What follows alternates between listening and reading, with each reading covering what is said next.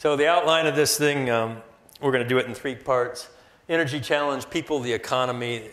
Energy is about people. We'll talk about that. Then we'll to frack or not to frack, spelled with a K. And then options to oil and gas. Nothing is perfect. So we'll get started. So this is global population. A lot of people don't want to talk about this. I'm not sure why, but I do. I start with it. The population of the world has been increasing monotonically for a long time. It took about 4.4 billion years to get the first billion people on Earth. And we're adding about 1 billion people every 13 to 15 years now to global population. That'll peak out somewhere, the experts say, in the mid-century, around 10 billion, plus or minus 1 billion. It's a lot of people. And this is energy consumption, global energy consumption all in. It just tracks it. People consume energy. Energy consumption is about global demand. This looks at it a little different way. It looks at GDP per person against the energy consumed per person by major global economies. So all the gray triangles are different economies. We've labeled a few here, Japan, Australia. So you can see that the more energy you consume, the more GDP or goods and services you make, the more wealthy you are. The US sits up here in the upper right-hand corner, consumes the most energy per person, makes the most money, except for Norway, which is out there a little bit to the right. The world would like to head this direction. It's certainly in terms of GDP or economic growth. The challenge, here's China down here in the lower left today, and this is the last 4 years of China, and here's the global average then. You put all that together, that's the global average. So there's a long way to go before they go to where the US has been. The challenge is there's 3 billion people, plus or minus, that live down without access to much energy at all, and underdeveloped or just early developing nations. They would like to industrialize and grow the way we have done. They should be able to do that. Nothing should prevent the world. In fact, you can't say you cannot do that. But if they do it the way we did last century, they're going to consume a heck of a lot of energy because there's so many more people. It'd be great if those 3 billion people could industrialize without consuming any energy. That's a trick. Hasn't been done to date. But you do start to see some rollover in the data. And you can see the US now flattening and coming down in per capita consumption. And certainly the ratio of energy consumption to GDP has been improving for many years in developed nations. So it depends on how you measure this, but a challenge is to get total energy consumption down, and that speaks to efficiency, it speaks to conservation. Another way to look at it back in the US, this is the GDP of the United States. Below the line are recessions, and here's the oil price in 2011 dollars. It may be hard to pick out a relationship at first, but it turns out every time the price of oil spiked steeply, we went into a recession. And I'm not saying correlation is causation. Students in here, high school students, even know that's not the case.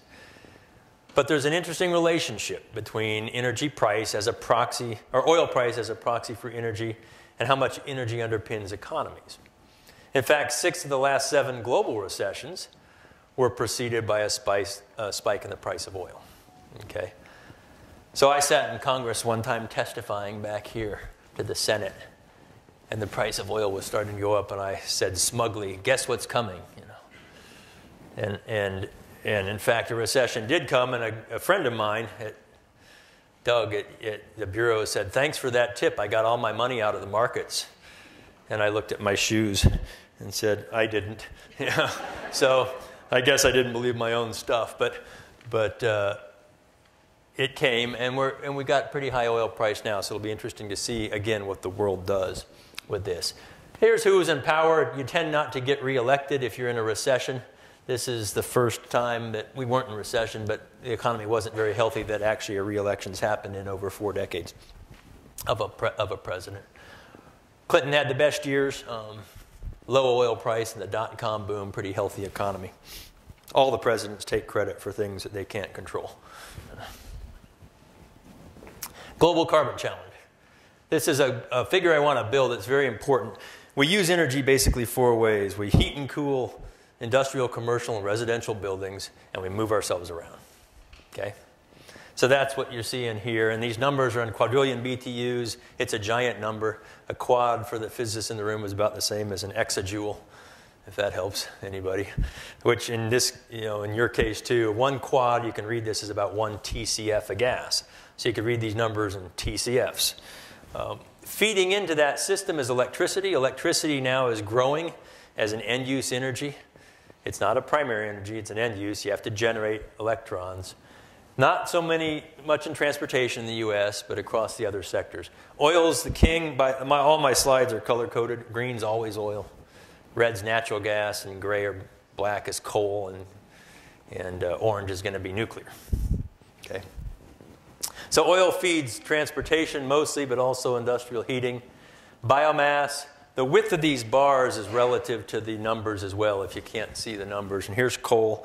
It's king in power generation. That's what it's used for almost exclusively. Natural gas is the most versatile fuel. Used directly for power. You can use it directly in industrial cooling and heating in your homes and put it into vehicles now. Oklahoma leads the nation in CNG in vehicles. And in fact, you're driving a coalition of governors, I think up to 22 states now, that are looking at pushing CNG vehicles into the state government fleets and beyond. It's a great leadership. Geothermal, wind, again, remember, bar width matters, hydro, nuclear. I did used to say nuclear for 8 years, but then there's a new president, so I say nuclear now. I'm bilingual, so I speak Texan and solar. So here it sits. That's it. Those are the primary fuels. That's our choices, and feeding into those systems. So it looks kind of messy, but out of the back end, we do useful work.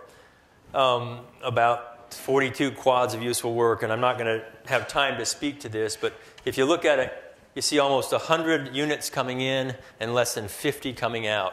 That means we waste more than half the energy we put into this system as heat. Heat coming out of stacks for things, heat out of tailpipes, even heat out of our bodies. You consume energy. It's called a calorie. It's a measure of energy. Okay? So we waste a lot of energy, and we can do much better than that.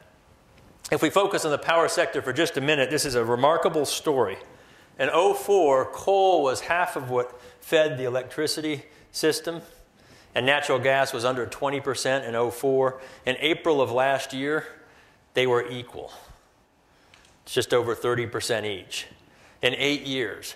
Remarkable transition because, why is that? Natural gas is available, affordable, reliable, and cleaner than coal, and the power sector began to make that switch very rapidly.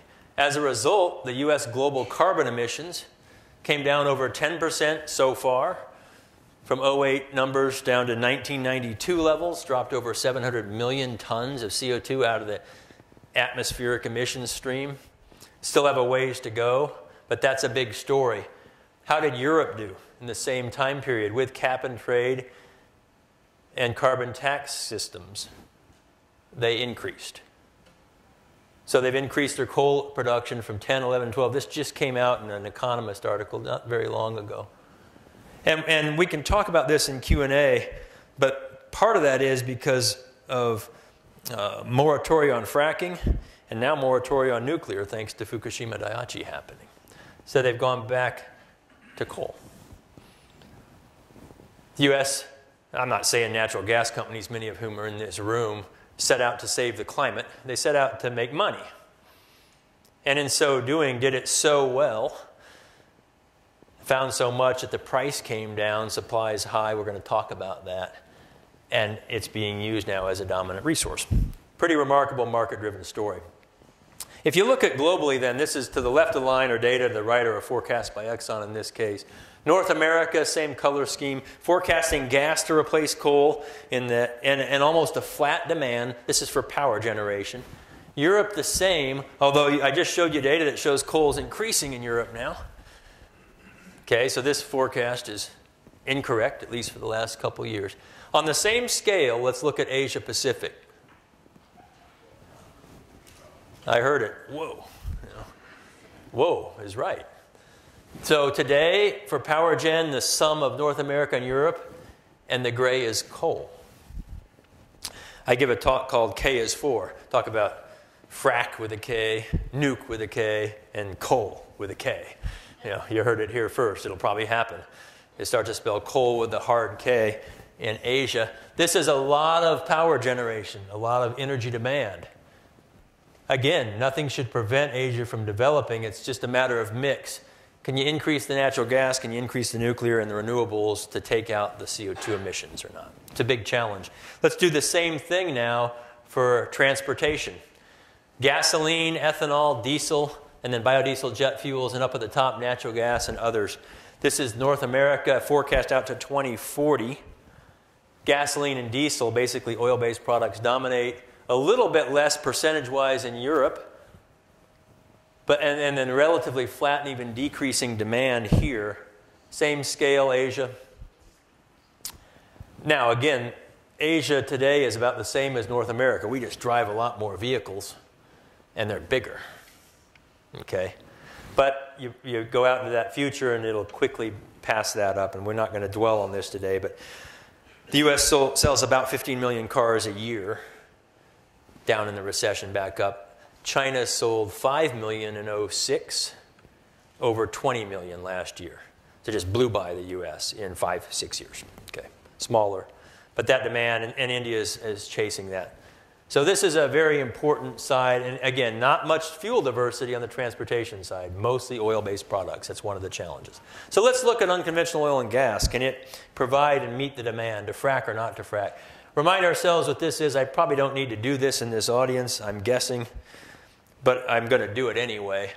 To scale 3,000 to 10,000 feet down, you drill a lateral leg into a shale, 3,000 to 10,000 feet, so 1 to 2 miles, 1 to 2 miles, and then you kick off this process called hydraulic fracturing, which injects fluid under pressure to exceed the pressure of the column above it, the rock fluid column, and you crack the rock. It makes earthquakes. It's intended to do that. You don't feel them at the surface. They're too small down here. And then you can stage this thing, and isn't that cool? Watch those wiggle. I did that on the airplane last night. I had a lot of time to kill. So these are stage fracks, and this is to scale. So you crack rock maybe 300, 400, 500 feet. Try to crack a lot of rock, but you're still quite a ways away from the surface with those hydraulic fractures. Now here's some actual data in the Marcellus, ground zero for concern. And this shows the depth of the various frac jobs at this time. The disturbance, 500, sometimes up to 1,000 feet away from that based on microseismics, and then the freshwater aquifers in blue at the top. And the lines are thousands of feet. So to give you some scale here, there's the Empire State Building. I'm going to put it down to the same scale as this figure. So you're about 3 to 4 Empire State Buildings away at the shallowest from the fresh water. And not known yet anywhere in where the fracture itself has cracked the rock to allow access to the frac fluids to those aquifers. Now there are other things that go on at the surface I'm going to talk about that can in oil and gas operations. So I'm not minimizing this. The scale of drilling is greater than it's ever been. So this is important. But we got to make sure we're talking about the right risks. I was driving home from Colorado this Christmas holiday with my family across in the middle of the mountains in the South Park there, and this sign was up, so I clicked the picture while driving with my BlackBerry there. Protect our water, don't frack. Pow. So this has concerns globally. And we can't minimize the level of concern with fracking that exists out there. I'm going to talk about that. Here's drilling in the Barnett. This is the University of Texas at Austin's sister campus, UT Arlington, to the north of this rig. If you look at it from an air photo view, there's the rig site with the green oval and then the campus up there shaded. The campus said, no, don't drill on our land. You can drill under it, but not on it. So from this single platform were drilled 19 horizontal wells. And they didn't go just down and laterally. They went down laterally and turned again to get under the campus. Now, this is expensive. It's amazing what technology allows now, though. So access to close to a square mile from a single platform. That can be done. That should start to, we should start to do more of that. Less surface damage, less surface infrastructure, more access deeper And these are only a mile long laterals. You can drill these up to 2 miles long now, and they're doing that in the Bakken and other places for liquids. Okay? But when you make Dilbert, you know you've made the big time. We're going to start fracking under our biggest competitor's headquarters. My plan is to pollute their water and generate earthquakes to destroy their campus. The code name is Fracking Awesome. Yeah. And Dilbert says, catchy, you know. So if Scott Adams thinks this, the world thinks this. Cartoonists create cartoons over what they are concerned about, and they think that the public is concerned about, and so this is the concept that exists. U.S. natural gas peaked in the 70s, it came down, and this is the production rising again, and the reserves, what's available with today's technology at today's price, have been growing as well. Why is that? We'll just kind of zoom in on this window back to 1990 and build that curve again. So here's conventional non-associated gas. So this is natural gas fields that many people drill for here in Oklahoma and other places across the country. Here's associated gas with oil, flared sometimes and produced on its own. There's Alaska, and then the non-associated offshore gas fields offshore. You can see those have been coming down. That's what would be called conventional gas. There's the tight gas, which is cemented sandstone, unconventional, reservoir, coal bed methane, and then the latest player is shale gas. The combination of those has natural gas production increasing in the country and reserves as well. And we're going to talk a lot about shale because that's the latest and probably the biggest player. It's the source rock. Shale is the most abundant sedimentary rock in the world. It's the source of oil and gas, and it migrates out of that to conventional reservoirs. It turns out conventional reservoirs is just what leaked off. Here we go. I could plug in my little old Dell laptop. We could run on it. Oh, good, good. So here's the shale gas. These are not forecasts. These are actual data out to 2010, naming the shales. The Barnett is the big one in blue. But you can see what's happened is a quarter of the U.S. gas production is coming from shale now. And those curves are building out. We're working on forecasts to try to understand where they're going to head in the future.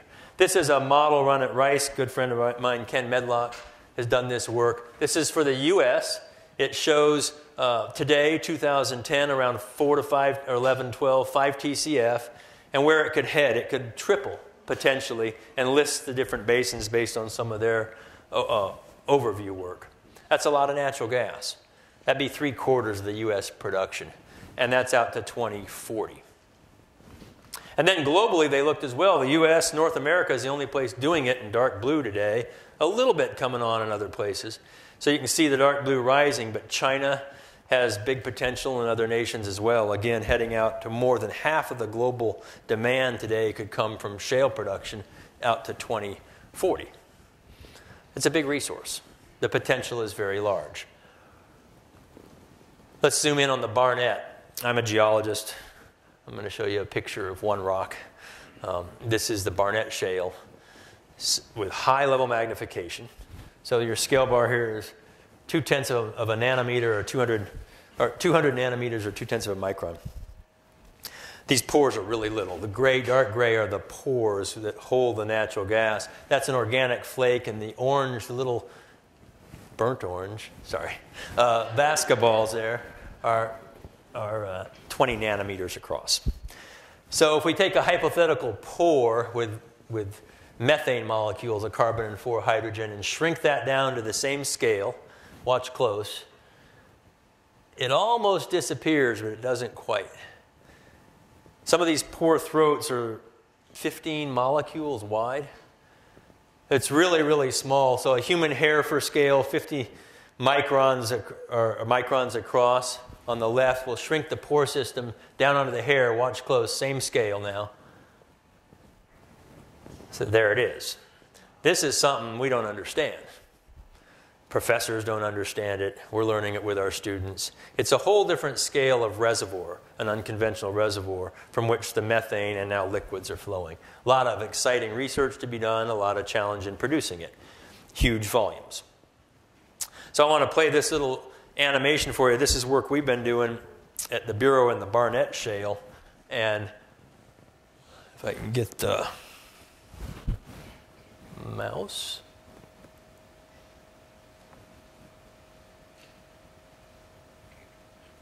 Whoops.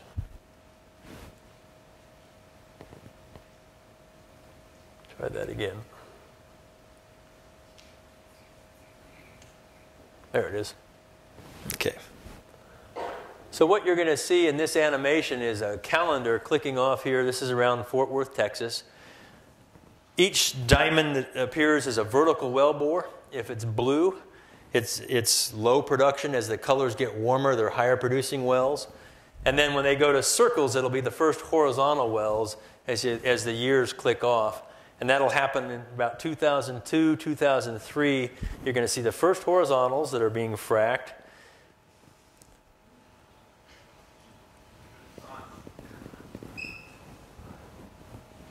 Okay, that's about 16,200 wells. A lot of drilling. Now, fortunately, on the ground is not as big as those spots are. It's not to scale. But it's a lot of drilling. You can see it when you fly over it. And those are mostly single pad wells. Okay. That's created a resource base that's led this revolution in shale gas. And they've even drilled under the airport. Chesapeake did, and in Fort Worth area. So we've run a study here, a very detailed one. We have what's called a base case. I'm not going to show you a lot on this, but I wanted to show you some of the first results out. This is some of the assumptions we've made for the price of natural gas at $4 an M going forward. We're saying in areas that's in a square mile that's already been drilled, we can develop 80% of it if it's available. Just 15% of acreage that hasn't been drilled yet. The price for liquids, $80. Technology improvement of 0.4% essentially. A little bit of a well cost improvement. Here's the production for shutting in dry wells and high BTU or wet gas wells.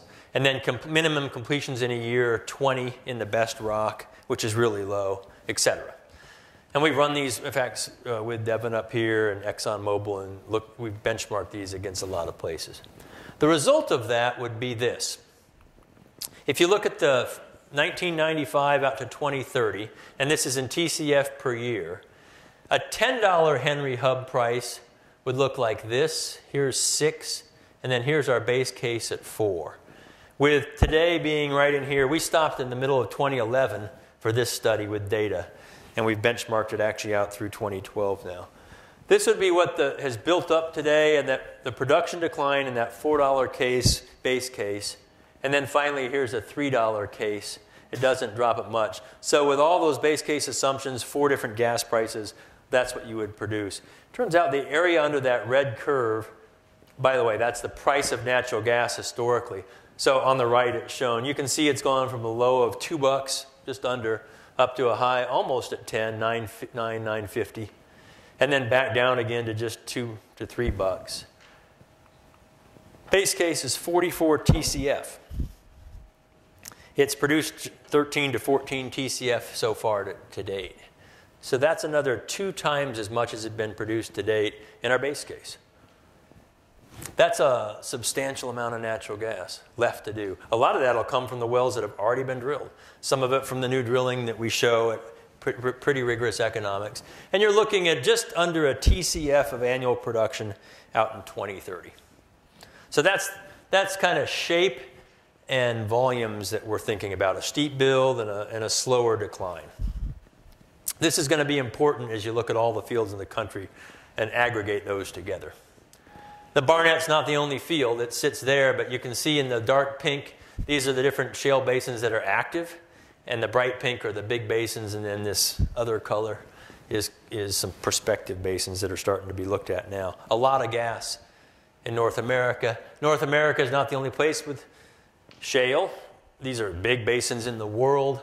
It turns out Russia isn't really keen on shale gas, and neither is the Middle East around Qatar and other places. And why is that? The Siberian Basin is giant. It's bigger than Texas. The basin. Why isn't Mr. Putin too happy about shale gas? Yeah, it competes with conventional gas. He has to build an economy on exporting gas to Europe. If you dig deep, well, nothing's ever as it appears in energy, okay? Nothing. If you dig deep into the anti-fracking propaganda, quite a bit of it gets funded out of Moscow.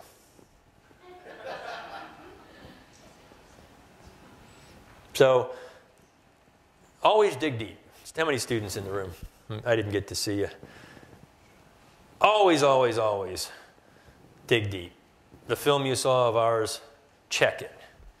When you watch other films, Gasland, check it. Frac Nation, check it. When you read stuff in the papers, for sure check it. If you hear it on the nightly news, don't even bother. I wouldn't believe it. First to be last, right? First to be dumbest. But technical papers, check them. Get multiple sources, particularly Wiki and other stuff you read on the internet. You got to compile information these days. There's so much out there. You have a big challenge to make sure you understand what's real and what are the underpinning politics of it. Who's funding it? Where is it coming from? Really important to do that.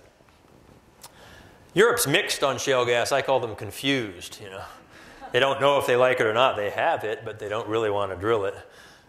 There's environmental concerns over it. And then the rest of the world's pretty positive. China likes it, Australia, Latin America, huge, North America, and Africa wishes they had some, right? Maybe offshore, potentially. So that's how the world plays out with this big revolution. What are the implications? There are some. You know, there's traffic, noise, and light, for sure. There's water use, fresh water use in. How do you handle the flowback water and the produced water from the formations? Very important conversations. Land use, for sure. Natural occurring radioactive materials. Methane leaks, not as high as what some would report, but still there. Quakes, both at the fracking, where you don't feel, but the reinjection causes larger quakes. Carbon emissions, CO2, from flaring, as well as from burning natural gas, either to make power in vehicles. It still makes CO2. Less, but it still makes some. So these are important, and you got to trade those off against what I'm going to call security. Available, affordable, reliable, environmental.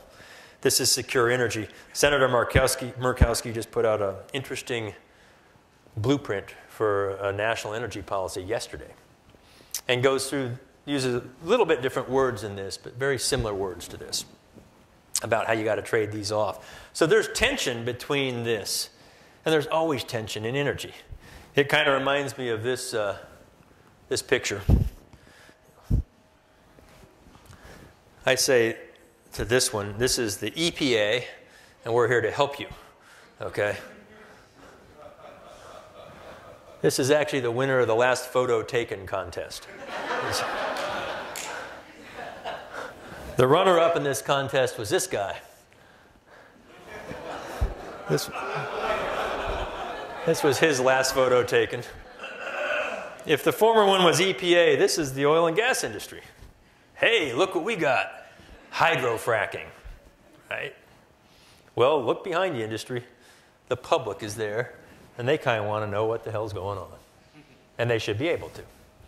So these are the things going on in the world. This is the opportunity. It's remarkable. It needs to be transparent. Let's look at oil.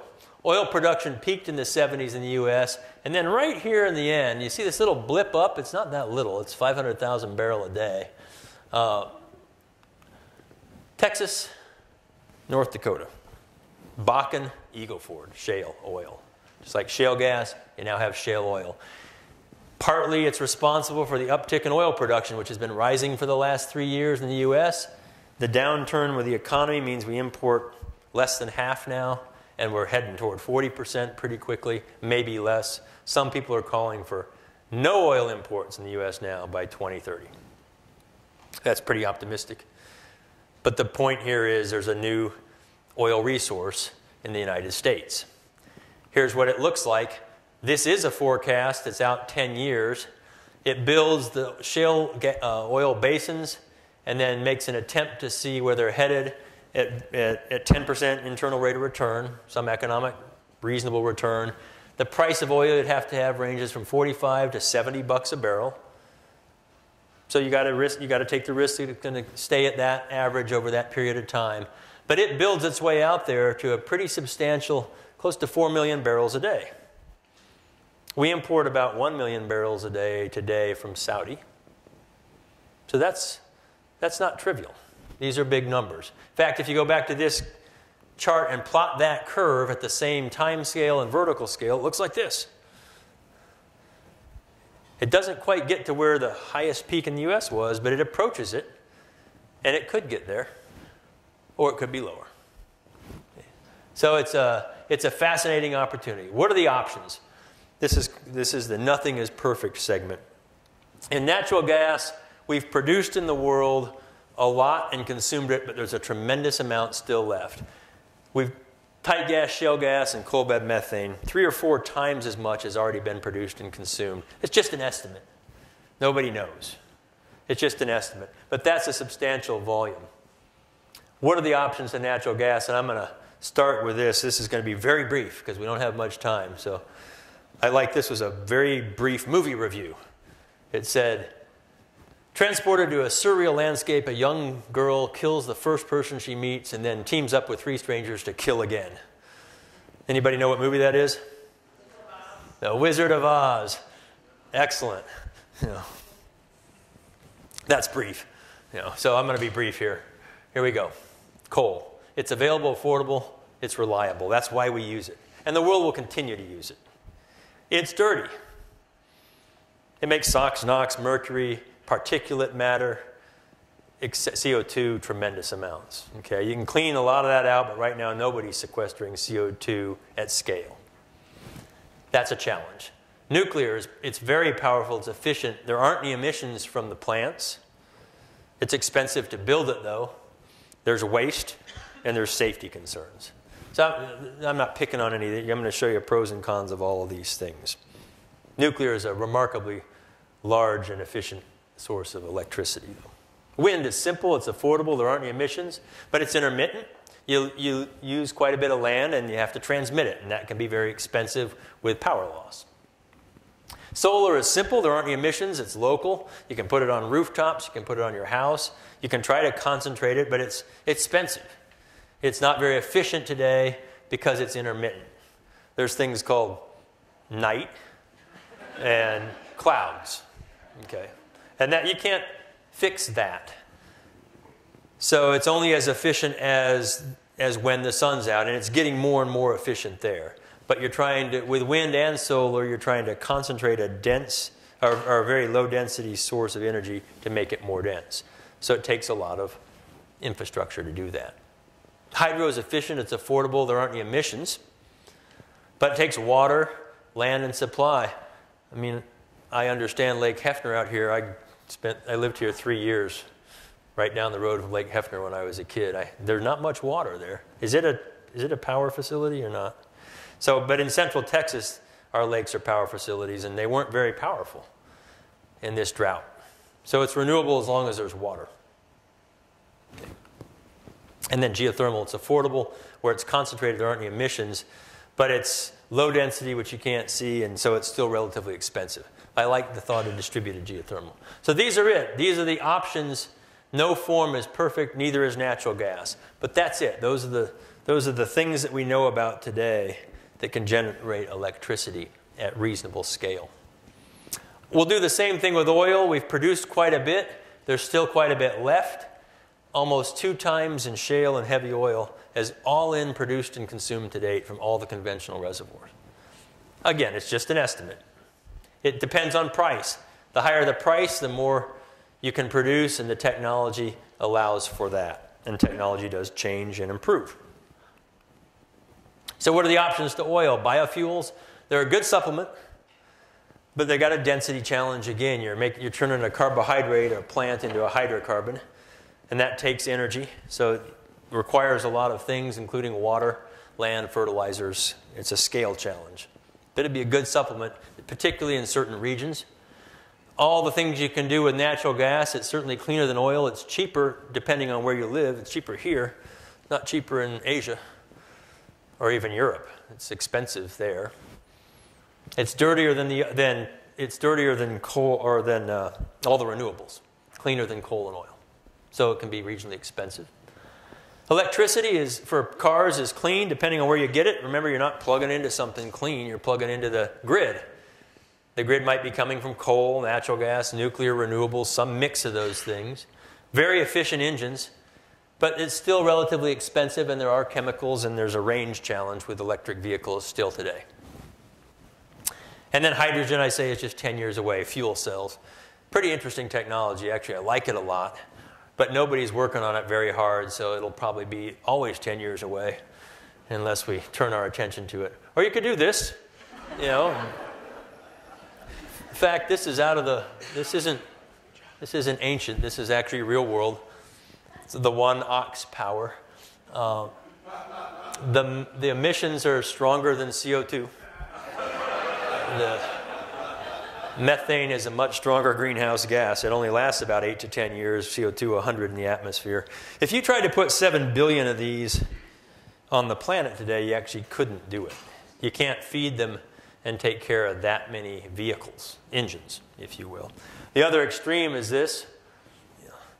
There's 2,000 horsepower on the back of a rubber boat. All the bass fishermen, yeah. You know, where do I get that boat? They were running drugs across the English Channel. They busted it going so fast. They sent a chopper out. You can see the bags, the back right there. They say you have to be on drugs to get on that boat. But that's our world. This is combustion engines and everything in between. It's the world we have to deal with. Not what we hope or wish for. It's the real world. And that's the one we have to balance as we think about how to move forward and transition into a different future.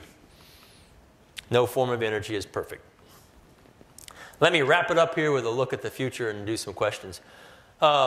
These are my forecasts. Left of the white line is data. To the right are my forecasts. This is in percentage, so we're going to look at the energy mix first. Oil's been coming down steadily since 1979, and will continue to do so as a percentage. Remember, this isn't units yet. There's still increasing demand with people. Coal was coming down and went way up. Why? China and India mostly. Access to coal are going to build those plants about 1 a week. A gigawatt plant about 1 every 7 to 10 days being built. But it'll start to plateau and come down. Natural gas rises globally, I think, and plateaus mid-century. Nuclear flat for a while, but continues to rise. China's got 26 new reactors being built today. Not on the books, constructed. The U.S. is the largest producer of nuclear today, 104 reactors. France has 52. China's building 26 today. And India will follow. Probably thorium, not uranium reactors. Better technology in many ways. And then there's hydro. We're not building new dams for the most part. And renewables go up more steeply than anything. It's a matter of when. The challenge here is storage. When you can start to store energy efficiently, you can accelerate that curve to the present. It's a matter of where you put that. And let's just take a look at the exact same data in real units now, again in TCFs or quads or exajoules. So same thing, but with energy demand from population growth. So oil comes down in the mix, but up in real terms. Everything goes up. Coal, natural gas steeply, nuclear, hydro's flat, and nuclear, and renewables steeply. So these are real units built on demand. I'm going to take that top curve now, instead of individual curves, just stack them, so it's always 100%. Same exact thing. So you can see the change in coal, in oil, coal, natural gas, nuclear, hydro, and the renewables. Let's move that up, and we'll look at the lower curve stacked. There's the demand built into it, and you can see the change, and we can compare those now. So this is got a big efficiency put into it, less demand than most forecasters think. I think we can do that. You say business as usual. 70% oil and coal in 1980, 40% in 2080, 100 years later. That's a pretty big change. Energy infrastructure is very slow to transition for lots of reasons. It turns out it's 200 quads or 200 TCFs of oil and coal versus 300. This is the big one, 70 versus 450. That includes natural gas and nuclear. That's a lot of new infrastructure for non-oil and coal systems. We can simplify that even more. Just look at old oil and coal and everything else. And that's kind of what the picture looks like. And those of you who saw the film, you now know where we got our logo. Okay? That's that long-term transition, or the switch, from one to another. And we say long-term. 100 years is actually pretty rapid when you think about human technological change. So not all basins are created equal. Geology matters.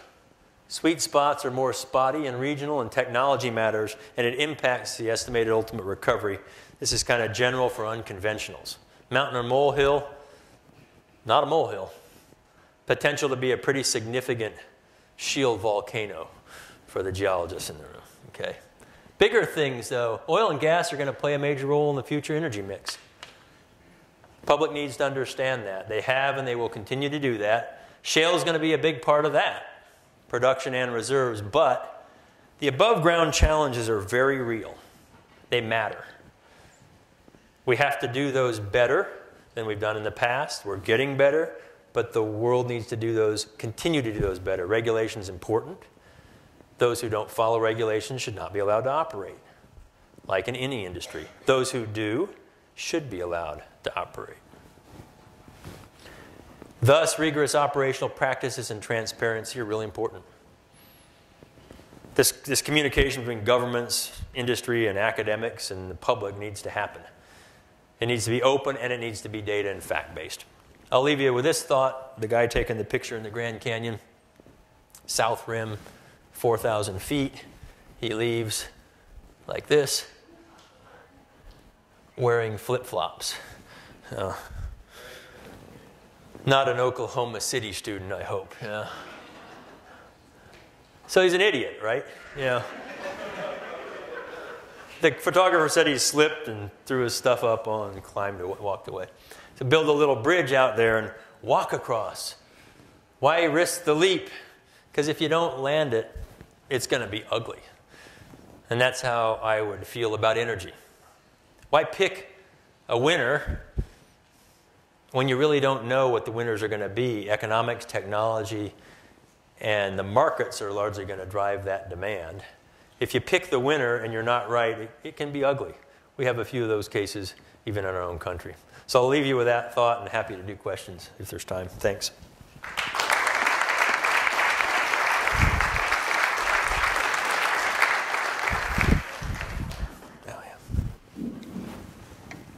Okay, questions? What did he say? What did he say? He said a lot, didn't he, Charles? I'm Mel James. First got to hear you speak at the Texas Alliance a few years back. Waco is very good. This is an excellent program. Thanks. My question is comes from the movie Switch, what I didn't see, and I'd like your opinion on what new technologies to produce energy are out there. Particularly, what do you think about the ocean currents? Okay. Yeah, we had to make some decisions in the film, which is just over 90 minutes long, about what to show and what not to show.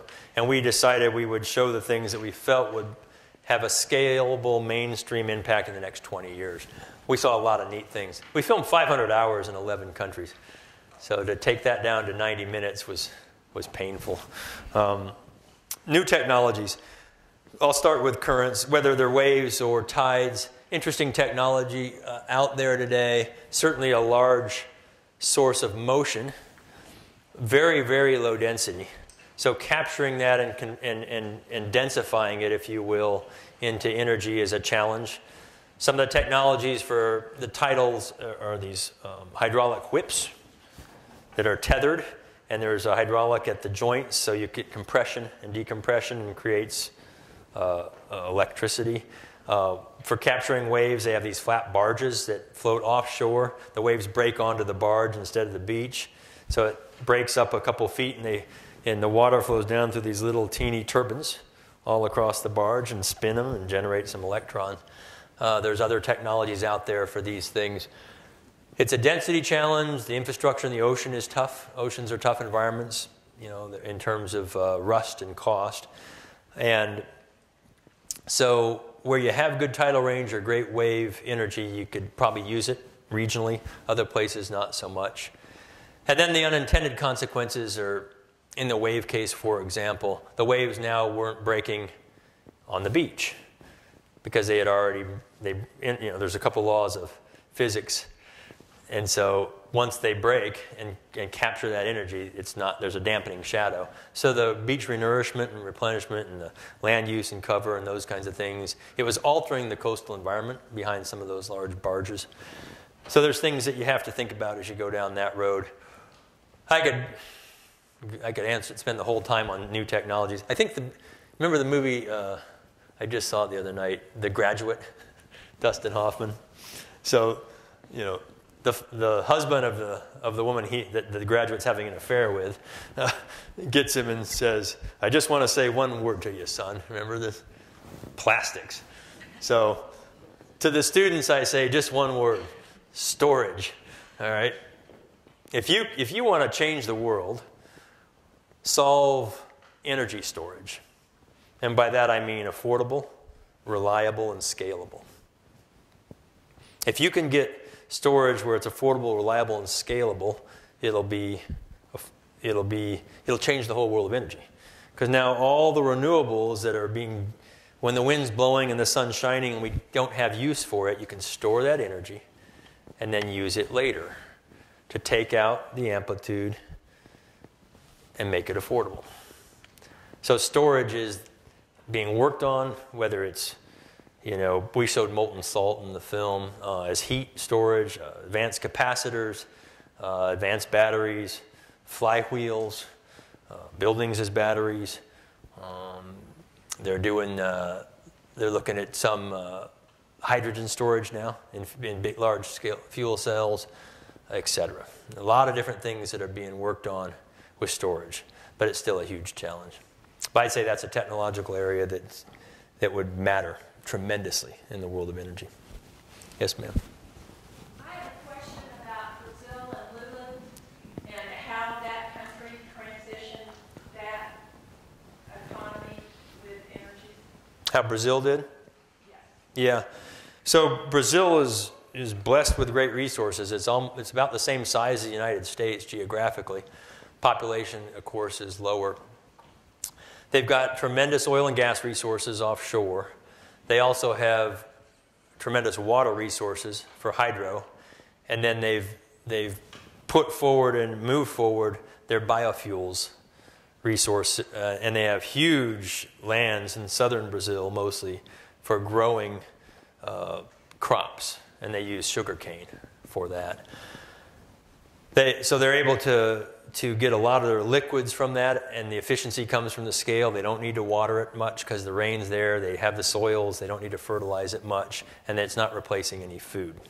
So that was a great fit-for-purpose, scalable system for them for some of the liquids plus the hydro. As a result, with their oil and gas, they're energy independent. It's the largest economy in the world that's truly energy independent and can even export a little bit. It's a great story. It's a great story. Yep. Thank you, Mr. Tinker, for your presentations. Very interesting. And thank you, Oklahoma City University, for this benchmarking. Some conference. Thank you so much. My question is that the last 5 years, the rest of the world, including the United States, were scared about the financial problem here in the United States. Okay. And they explain the situation with a mortgage problem of bad credits that we don't think is the root cause, as we say in the oil industry.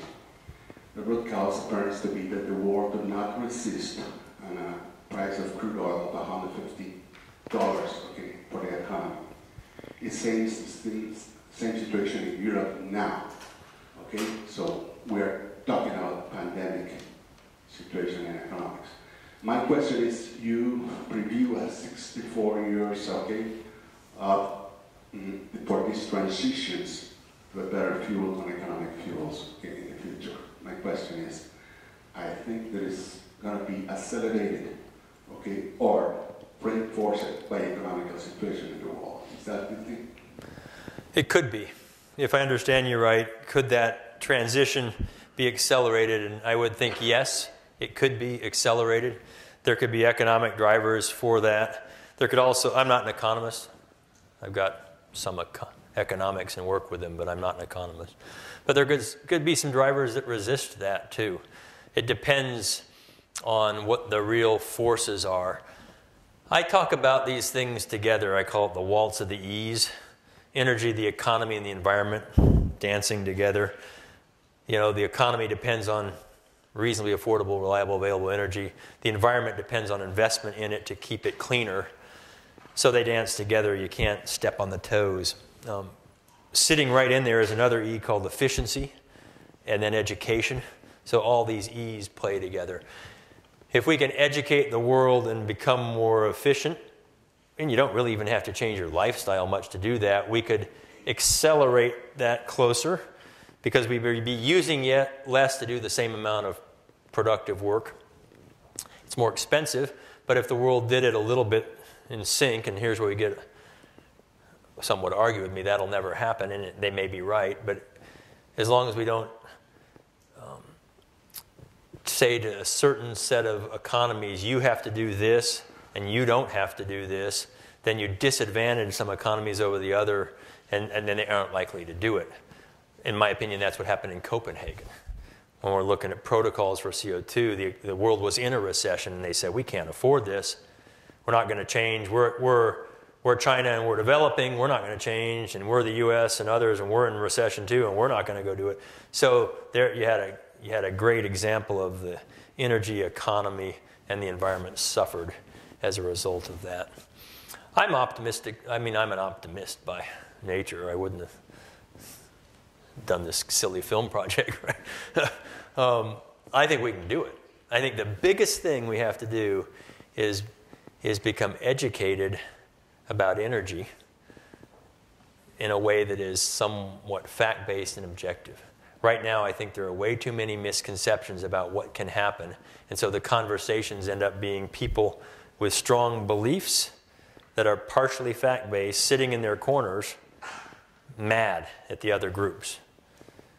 When in fact, we got to come to the middle of that and say, here's some compromises that are going to be made so we can move forward more quickly. Definition of compromise: everybody in the room is a little pissed off. Now you've compromised. And that's what we have to do. We have to begin to get there where everybody's just a little upset because it's not exactly what they want. But I think we can do that. And so that's why we did this project. We're just a little piece of trying to get a global education out there to raise the level and now start to have intelligent conversations. So yes, I think we can accelerate. The economics will play a role. But we got to get educated. Other questions? Scott, I have a quick question about, in the movie, you interview an expert about the fact that we're going to have increasing use of coal, as you demonstrate here, in China and India, and these 1 gigawatt, yeah. per week is being built. So the CO2 emissions, and particulate matter emissions, are going to continue to grow globally. Mm-hmm. And yet here, we're so hung up on what we've done here, and our CO2 emissions have dropped. So as a policy matter in the United States, can you describe, when you travel overseas to China and India and other countries, is there any kind of discussion like that overseas? Sure. Yeah, there's lots of discussions going on right now about the energy mix and how you can accelerate it. Some call natural gas a bridge fuel. They've used the term toward the ultimately clean economy, et cetera.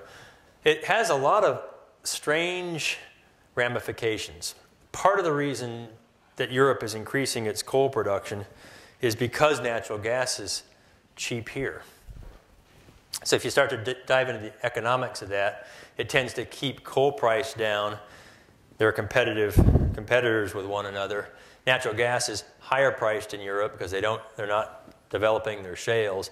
So coal competes much better in their marketplace. So it gets used more. So that's going to be an interesting discussion that has to go on about the risks. And the best way I can say it, and that's why I just started giving this talk called K is For. If you don't like fracking with a K, then you like nukes with a K. And people go, I don't like nuclear.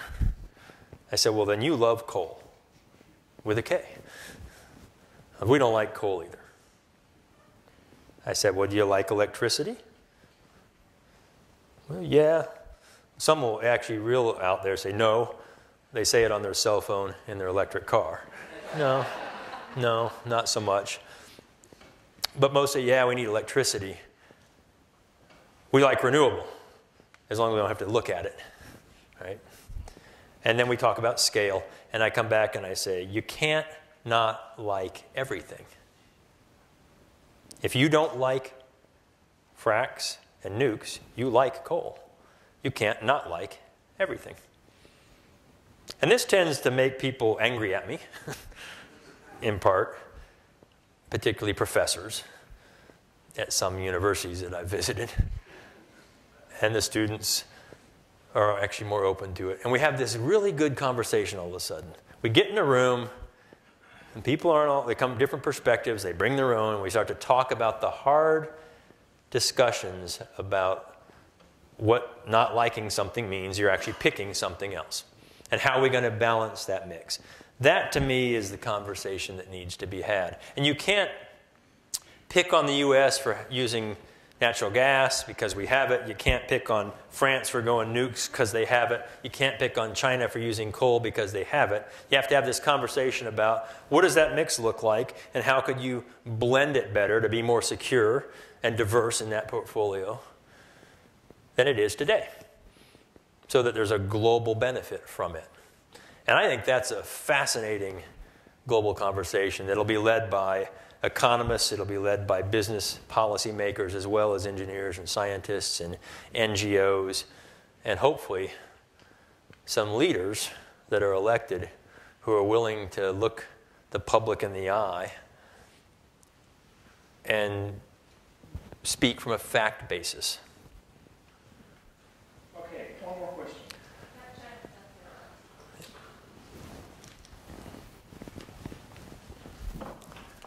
Sir, I'm going to ask a question. What can the oil and gas industry do to educate the public on the benefits of fracking in, say, like New York State versus Pennsylvania? Yeah, so the answer to that is going to be one you may not like if you're in the oil and gas business. It's going to be hard for the oil and gas business to convince the public that their product is good, the benefits of it, because you're a biased source of information. I'm not saying you are really. I'm saying from the perspective of the public, you will have bias. You need, in my opinion, always, you need to go to those. If I want to know something about the medical profession, I don't ask farmers, I ask doctors. If I want to know about plane safety, I actually go to the airline industry. If I want to know something about oil and gas, I think I'd ask the oil and gas industry. But the public has this. So the oil and gas industry is behind. It's kept its head low for a century in public education and awareness. It's starting to invest in educational outreach. Continue to do that. Make sure it's fact-based and objective. Don't underplay the real risks that exist in oil and gas operations. They are there. They are real. You can leak through casing. You're going to have a truck tip over. You're going to spill from an earthen dam. You're going to leak methane at joints, etc. That happens. On the scale of things, you can't not like everything. So you can also invest, I think, in education. You can help faculty and students become professionals in the business and outside the business. You can invest in the whole suite of things that are trying to bring good information out there, and then just stay with it. Stay with it. Stay objective and fact-based. It'll just take a long time. The industry does a lot of great things that people don't know about. I just got the luxury of going out and looking at who knew this. The river out here where you've got two crew houses, right? That one Chesapeake and one Devon. Oklahoma City, racing Harvard on the river. I didn't know this. I don't think most people do. Oil and gas industry invests in a lot of great community building things around the world. Continue to do it. And then I think avoid to the extent it can, it needs to avoid acting like the stereotypical oil and gas industry of the past. Now and then it happens. And it just needs to be a little bit more open and forthcoming than that. But there's no doubt it's a big target. You know, Macondo speaks to the target on the oil and gas industry. $40 billion and counting on BP is just unfathomable relative to any other industrial scale incident globally ever, times X. You know, so it's going to happen for a while.